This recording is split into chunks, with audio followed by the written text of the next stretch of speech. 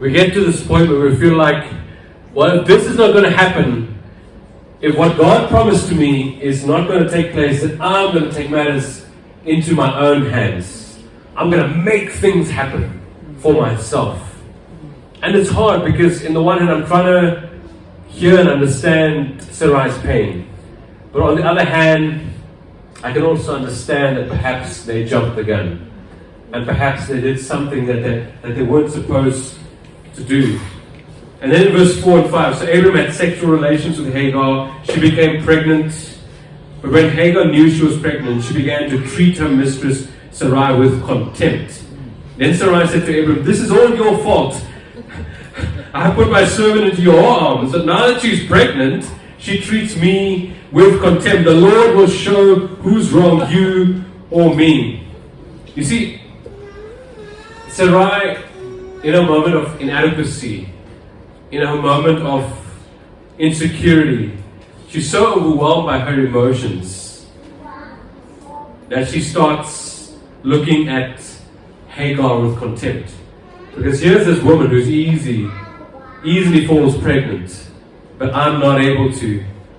But put yourself in Hagar's shoe. I mean, Hagar is caught in the middle, where on the one hand you've got Sarai, who's trying to fall pregnant, and then Abram, who's also, trying to get her pregnant, and she's caught in between these two individuals, and she's just a victim. She's a slave.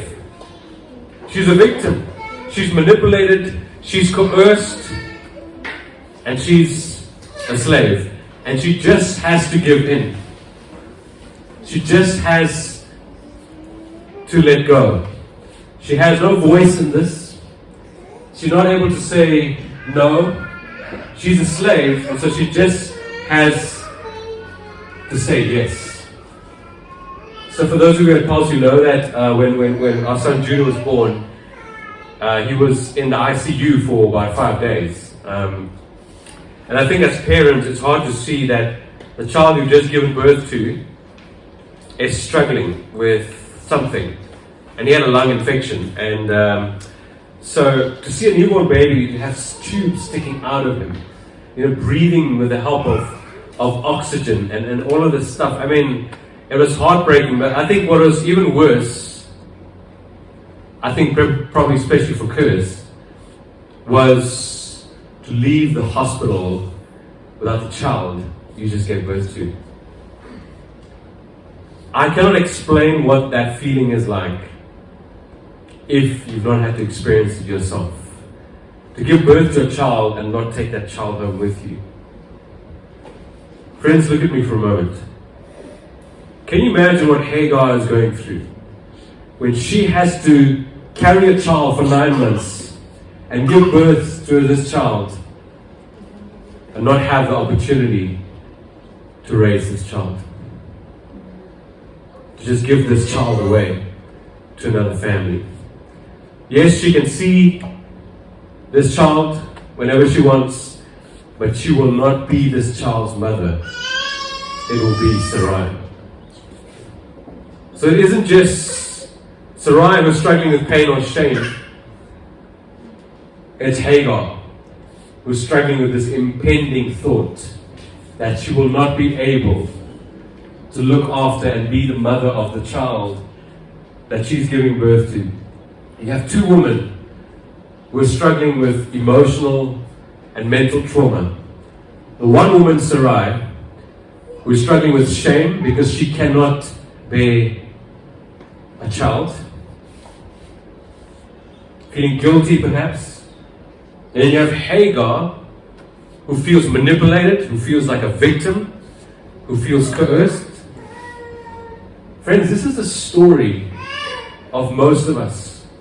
Because most of us in our lives either feel not good enough, either feel shame, because perhaps we've not matched up to not just people's expectations of us, but God's expectation of us.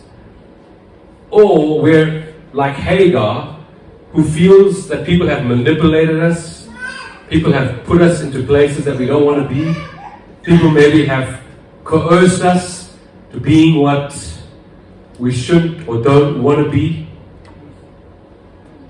This is a story for most of us. And yet, for some reason, we have not recognized the gravity of the situation, what it's caused us to be like. And here are two women who represent the emotional and the mental trauma that most of the people in the world go through today. The question is, how is God going to address that?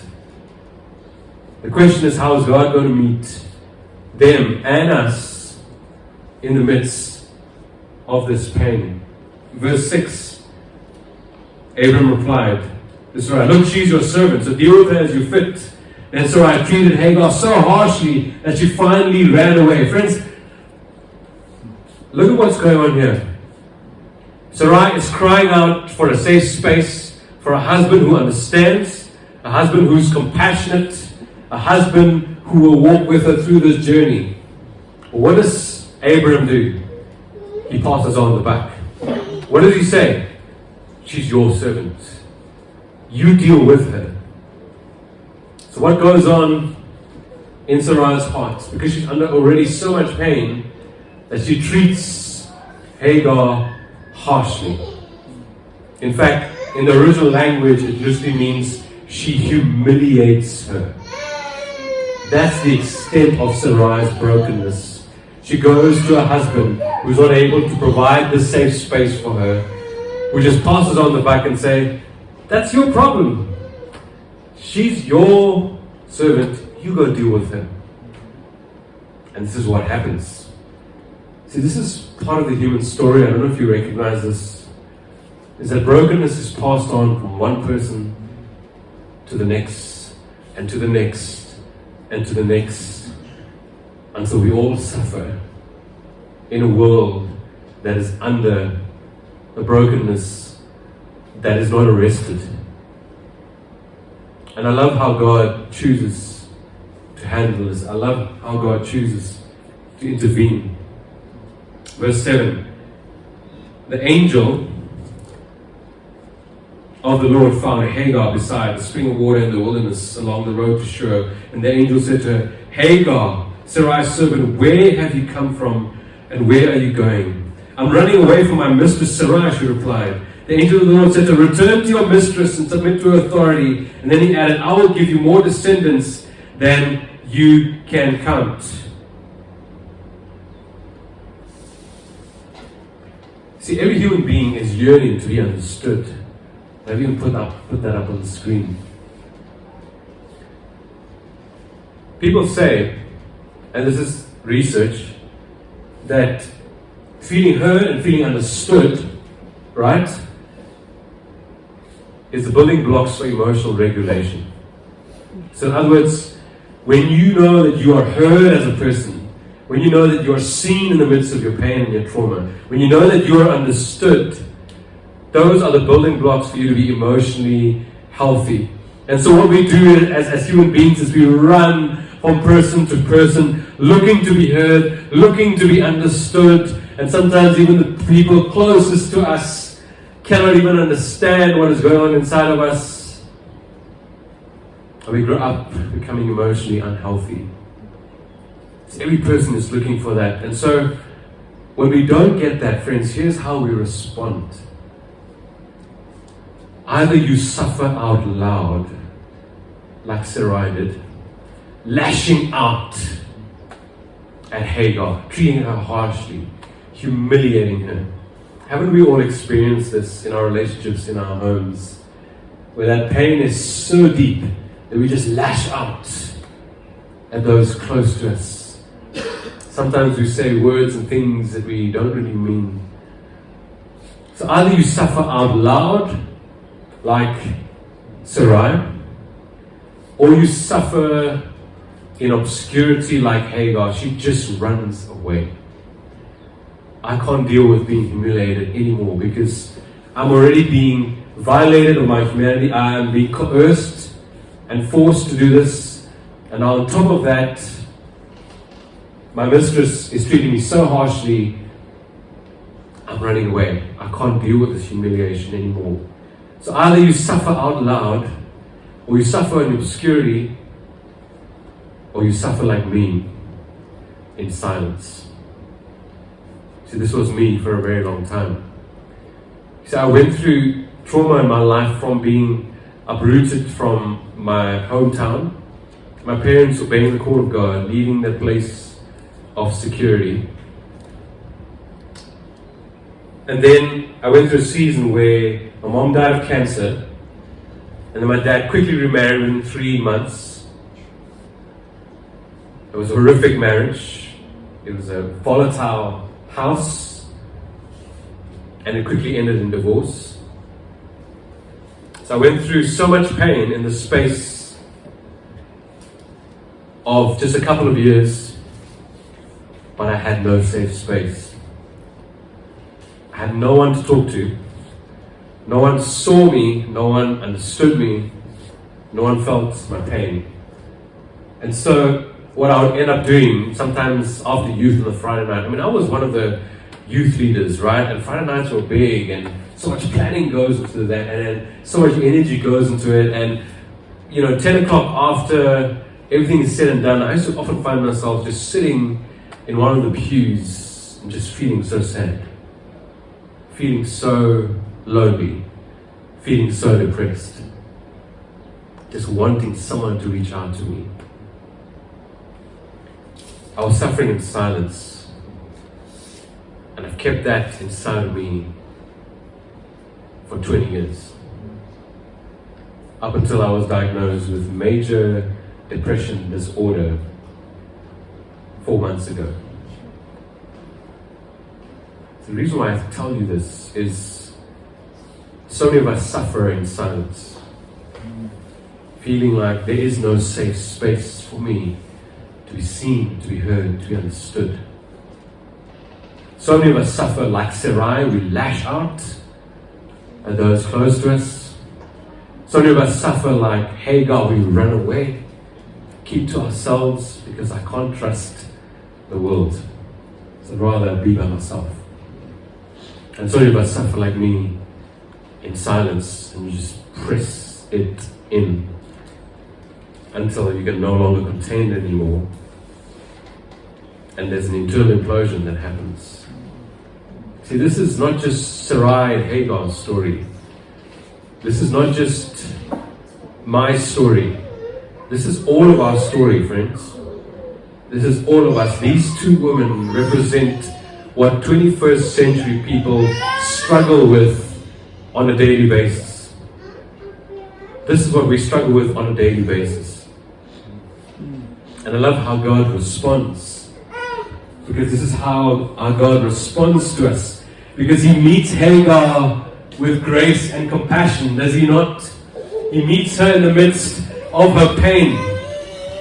And so to be seen and to be heard by God is really to experience grace. Look at what He says. Look at what He says. He says, you will name your son what? Ishmael, which means what? God hears. And then, when she goes further, we'll see just now, she refers to God as a God who what? God who sees. God who hears, and a God who sees. And many theologians will say this was the incarnate Christ who came to meet Hagar in the midst of her pain. This is not an angel of the Lord. This is the angel of the Lord who comes and meets Hagar in the midst of her pain. And he's communicating to her to say, God sees, God hears, God understands. You see, Jesus Christ is God communicating to us to say, I see, I hear, I understand. It's one of the reasons why Jesus is to come into this world. And so from 11 to 14, the angel also said, you are now pregnant and will give birth to a son. You are to name him Ishmael, which means, say it loud, which means what? God hears. God hears. For the Lord has heard your cry of distress.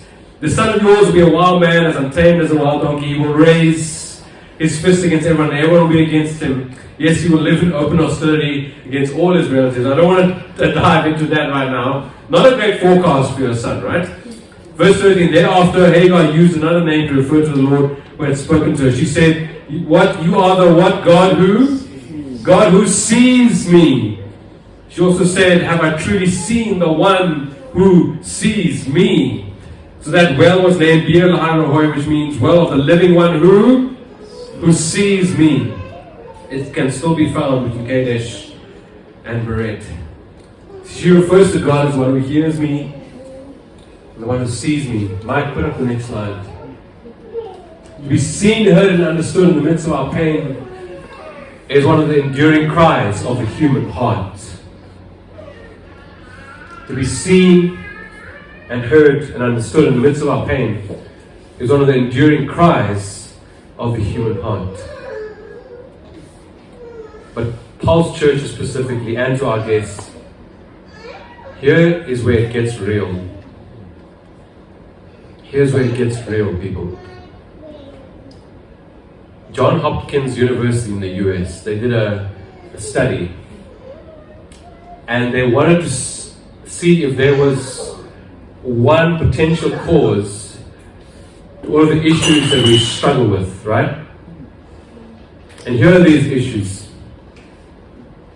Mental health disorders. Anyone? Mental health disorder like me? Major depression disorder? Hypertension. You hearing me? Hypertension. Malignant tumors. Coronary heart disease.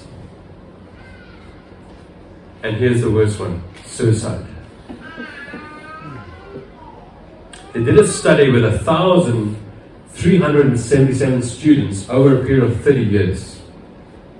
They wanted to find out if there was one underlying reason for us who struggle with all of these challenges, mental health disorders, malignant tumors, coronary heart disease, hypertension, and suicide. At Pulse Church, speaking to the camera as well, because most of our people are missing, we've gotten to know one another. And this is the commonality between most of us. The research said the one underlying reason they found for all of these struggles is a lack of closeness to your parents. But here's where it gets to me. Especially your father. Especially to your father. So Pulse Church, this has been our journey, has it not? Because for most of you, you may have had, either you had a father in the house who was present, but you had no emotional connection to him. He was just around, but you had no emotional connection to him. Or Pulse Church, you had a father, but he was very absent. You hardly ever saw him. He's never there. Your parents got divorced, and it caused even further distance between you and your father. Or Pulse Church, you had an abusive father. In more ways than one. Verbally, emotionally, maybe even physically. Or Pulse Church, this has been our story because I get to journey with most of the people in our church, and this has been our story. These are the kind of fathers, or lack of, that we've experienced. You see, my father was a good father. He followed God. He obeyed Him. He even took his family across the world to obey the call of God. He provided, we never lacked. Always had enough. But as I've been conversing with my clinical psychologist, we've unearthed that the main reason for my depression is the lack of emotional connection that I did not have with my father. And I don't blame him for it, friends.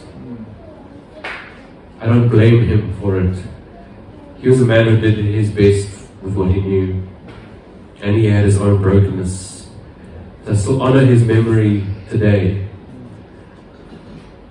But I hope that even what I'm sharing today is helping you connect the dots. Because some of us never even knew our fathers. And we keep searching. There's an emptiness inside of us. That we're emotionless people. We're not able to express our emotions. You know, I often wondered why Jesus asked us to relate to God as Father. Because He also has motherly attributes, maternal attributes, right? Male and female are created in God's image. In fact, Jesus echoes some of this. You know, when He looks at Jerusalem, He says, Jerusalem, Jerusalem, how I long to gather you as a mother hen gathers her chicks. So He uses maternal language. But I believe the reason why He calls us to refer to God as Father is because every human being needs to know that God is a Father who sees, who hears, who understands. This is how we need to know who our God is. And so Pulse Church, I believe this is what has been holding you back. And I believe God has created this safe space for you to come and be seen and be heard and be understood in the midst of your pain. And if you continue building up a wall that says, keep away, I don't trust you, keep away, I don't want anything to do with you, I feel like it breaks the heart of God. Because God is saying that I've moved people in this church to help me build this church. They've made sacrifices that you don't know to keep this thing going. And you are primarily broken because you never had that emotional connection with your dad. And I've created this safe space for you. And this space is always here. But the choice is yours to go. You see, I love how the way God said to Hagar, He didn't say, just keep going, Hagar, just keep on your own. You don't need to go back there. Just keep on your own. No, God says, go back. Because when you go back, that's when you experience me in such a profound way.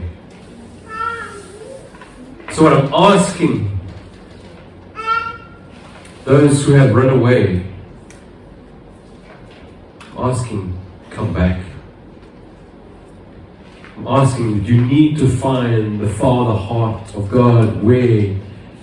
In the Father's house.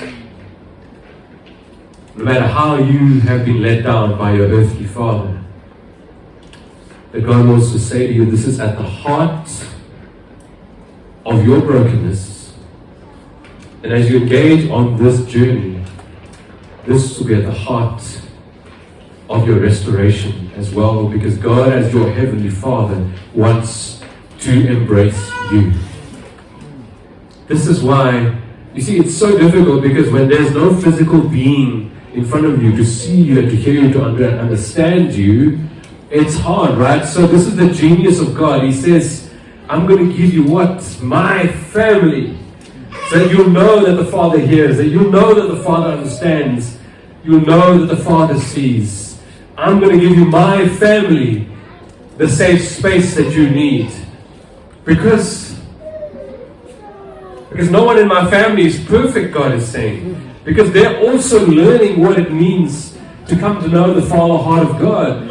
And so give them some grace. Cut them some slack. They are not Jesus. They are not the Holy Spirit. They are not the Father. But they are part of the family of the Father. And so extend some grace and give something of yourself, because in that space you will get to know the Father heart of God and you will begin to be healed. You know, in my counseling journey with the people at Pulse, I'm just thinking of one particular individual. I'm not going to mention names, obviously, but this person, the kind of household they grew up in. But session after session after session, they would just narrate their childhood and how hurt they were by their father. And they would just weep and weep and weep, tissue after tissue after tissue. And it's not like I said anything profound, really. But after journeying with this person for 3 months, they're just saying, I don't know what's happened, but I feel like my pain is starting to leave me. I feel like I'm becoming whole again.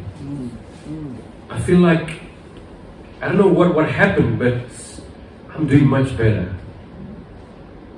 You see, all they needed was just someone to see them, to hear them, to understand them.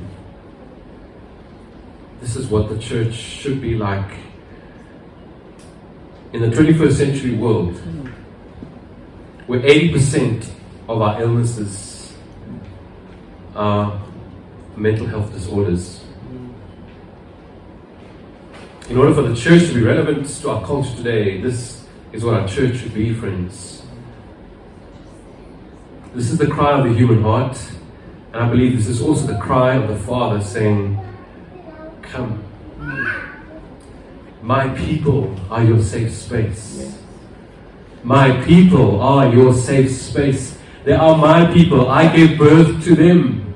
John says in John 1, when my spirit took residence in their heart, I gave birth to them into my family. They are my people. Come, it is a safe space. They're not out to get you. That's where you can be seen and heard and understood. I just said to the leaders this morning, I feel like this is the hardest message I've ever had to give Pulse Church, because after journeying with everyone for 4 years, I'm finally beginning to see the root of most of our brokenness.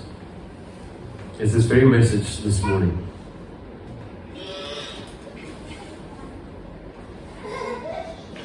God sees and He hears and He understands. May this church and may every other church in our traumatized world, in our world full of fear and anxiety, may our churches be that kind of space. I'll end with this, with anxiety. You know that when kids grow up, they cry a lot, right? Those of you who have children, especially in the first few years, they're crying because they're still trying to find their place in this world. When their parents are able to hold them close and hug them and tell them they love them, they grow up to be emotionally healthy people. Stable, secure, they're able to have relationships, they're able to do well in their jobs. When they are in distress and no one is there to hold them, the parents are busy on their phones, the parents are just too busy working, they end up growing up to be people who are anxious, because what happens inside your central nervous system is that it tells you that the world is not a safe space. No one sees you in your pain, no one sees you in your distress. So in your central nervous system, that message gets locked in. And that's how you grow up. No wonder in our 21st century world, we are truly the age of anxiety. I want to say again, the church is a safe space. Please keep coming. Not just to this space. We'll tell you in due course some of our thoughts around community as we discuss it as leaders.